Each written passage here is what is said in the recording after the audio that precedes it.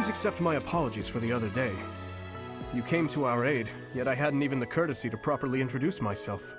I am Dimitri Alexandra Blathid, Crown Prince of the Holy Kingdom of Fargus. Of course, at the Academy, I am simply a student. And I've heard word that you are to become a professor here. Delightful news.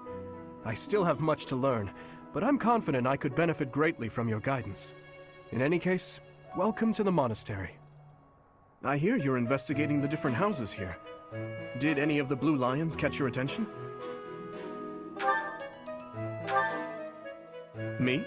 Oh, please forgive me. It's difficult to open up on the spot, don't you think? I'm afraid my story has not been a pleasant one. I do hope that doesn't color your view of me, but I understand if that can't be helped.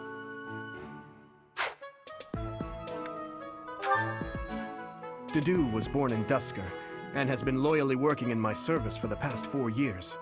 He's rather taciturn, but once you get to know him, you'll see he's a kind and good-natured young man.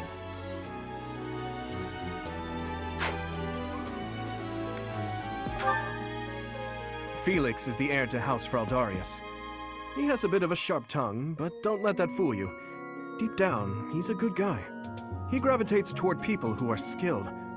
Perhaps you would enjoy a friendly competition with him sometime.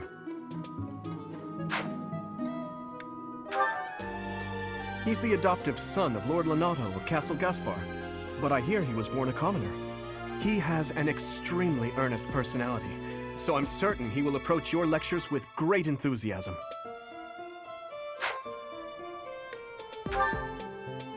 Sylvain is the heir to House Gautier. He is a capable person who highly values his friends. That said, well, he's always been a bit of a skirt chaser, so to speak. Pardon my bluntness. I speak with him about it often, but it doesn't seem to help.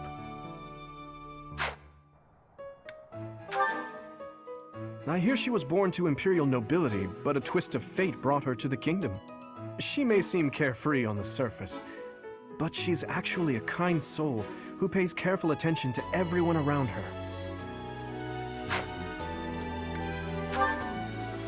Annette is Baron Dominic's niece. She is a talented student who scored extremely high marks at the Royal School of Sorcery. She's cheerful and hardworking. Brilliant, really.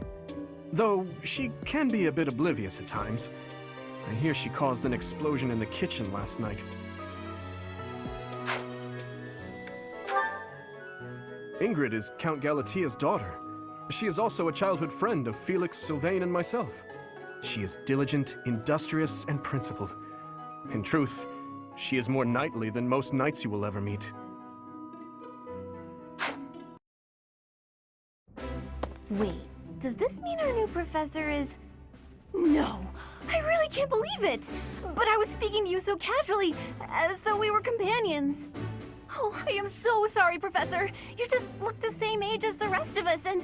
Oh, and I'm sorry I just said that too. I really must watch my tongue. You say that, but I just don't know about all of this. I'll admit, it doesn't sit well with me either. After all, we wish to show you due respect.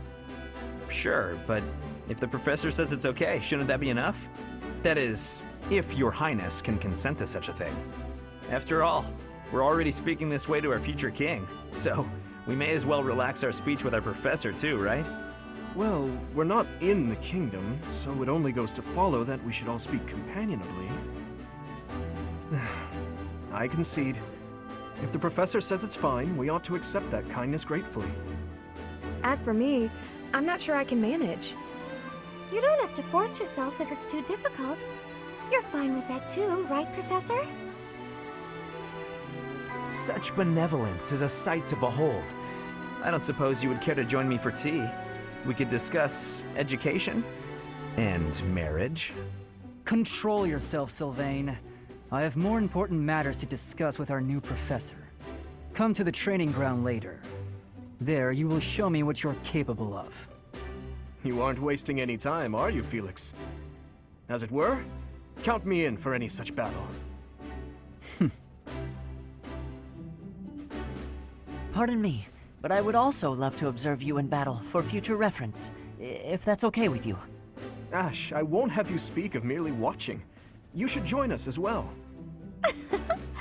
If you get injured, simply say the word and I'll patch you up straight away. Your Highness, do take care not to go overboard. You worry too much to do. I'll be fine, I promise. My companions, is there not something inherently wrong with crossing blades as a way to bond with each other? Huh. I never thought of it that way. Well, if that's how you feel, I suppose you'll just stay behind while the rest of us are at the training ground?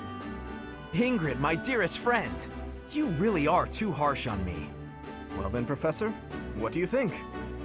As you can see, the Blue Lion House is a lively bunch, and you'll find none who work harder. I'm certain we'll cause our fair share of trouble, but I'm very much looking forward to the year ahead.